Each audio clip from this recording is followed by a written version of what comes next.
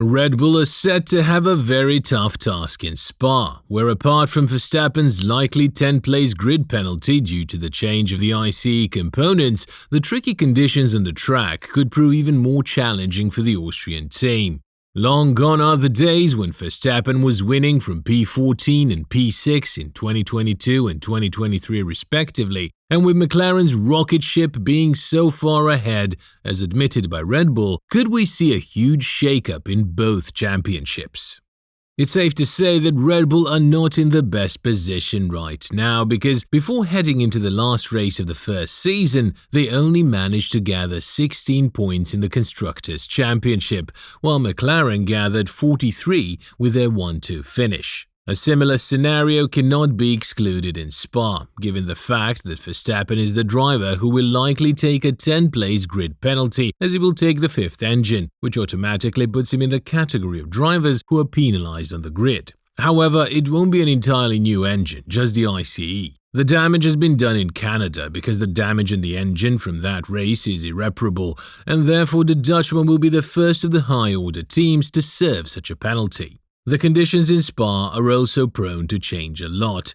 For example, it's expected to rain throughout the whole qualifying session, while on Friday, rain could disrupt some of the sessions, and that would be more than enough for the teams to be unable to gather proper data for their cars. And even with the biggest upgrade package that Red Bull said to have brought to Hungary, the car is far from where they needed it to be, and this is something that was addressed by Christian Horner.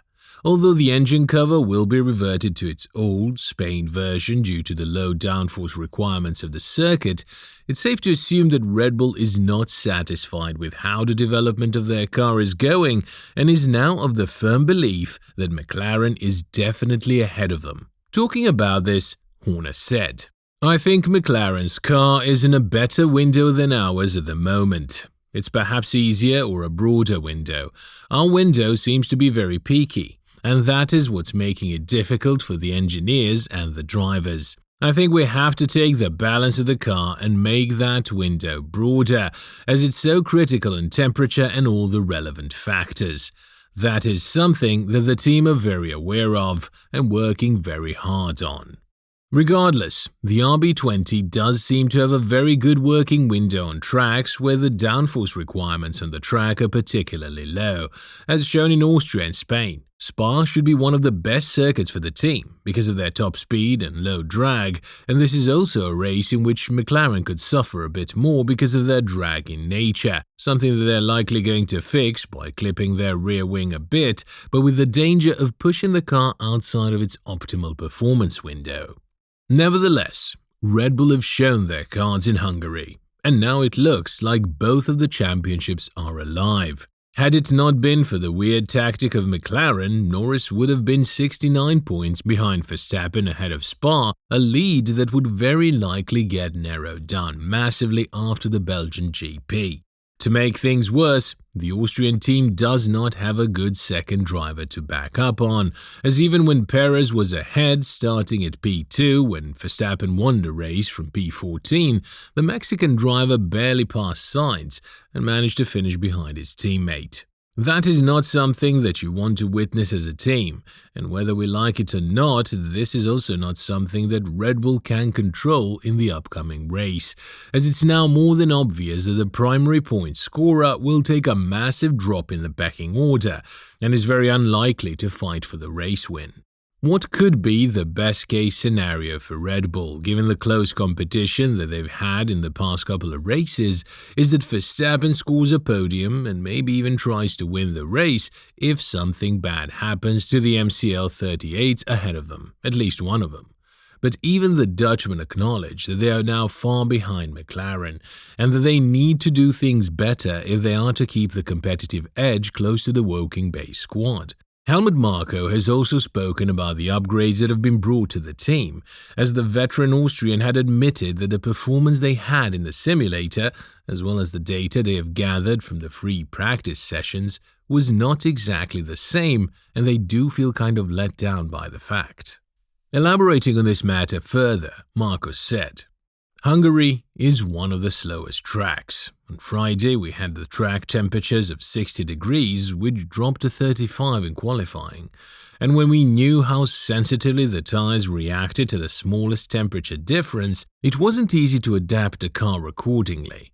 The McLaren, on the other hand, has shown this summer that it's fast with all types of tires and in all conditions. In the race, it was warmer again, but not as hot as expected. It was cloudy. It was very difficult conditions across the board, and in terms of strength in the field, we are just behind McLaren.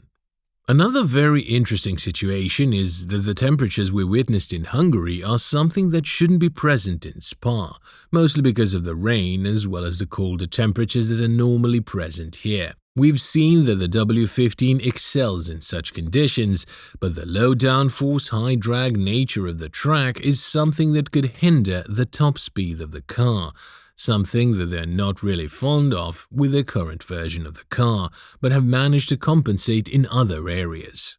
But while McLaren and Mercedes are finding positives from their simulators and translating them onto the track, Red Bull is admitting that there's more work to be done. And if they continue like this, it won't be any better for the remainder of 2024. As Horner said, "I think we have to look at all the data, now that we have it, and look at where we need to optimize and where we're not getting the performance that we want to achieve." The bad news for Red Bull just doesn't seem to stop, as one of their greatest strengths, the DRS power, has now been moved 75 meters further down the Camel Straight, which is the longest one on the circuit and the perfect place for overtaking. With limited power and a car that ultimately uses the DRS as well as top speed to overtake, this could prove to be a big issue. And if we are to see a similar version of Verstappen like the one we saw in Hungary, then it's safe to say that a lot of cursive language will be heard on the radio, especially if there's something wrong with the tactics of the team. The situation inside the team is very much filled with tension because McLaren is just 51 points behind Red Bull in the Constructors' Championship, and even in the drivers' category, everything is up to play. This is also a huge test for Perez, who will have an opportunity to prove himself yet again, as he's likely to be quite some places ahead of Verstappen. So in the last race of the first half of the season, the Mexican driver will have the lifetime opportunity of showing the team that they won't have to look into their pool of drivers and continue the collaboration with him until at least 2026. But the situation stands as it is, and as of now, Red Bull have lost their competitive edge and the mid-season development war thanks to the fact that they opted for a new philosophy that has proven to be extremely hard to tackle. Many were calling them fools for trying to replicate what Mercedes couldn't, but in the first 5 races of the season, the team is dominated in every possible way, and therefore that might be the only reason why they're ahead of everybody else before the Belgian GP. This, however, is very likely to change as the difference in points will shrink if Verstappen is unable to push throughout the grid and make significant gains, which could see him lose even more points to the MCL 38, a car that has proven to be the one to beat and a general all-rounder of machinery. With all this in mind, do you think that Red Bull are set for a tough weekend in Belgium? And more importantly, do you think that they could optimize their results thanks to Verstappen and his racecraft, as this is easily one of his most favorite tracks in the calendar? Let us know in the comments below.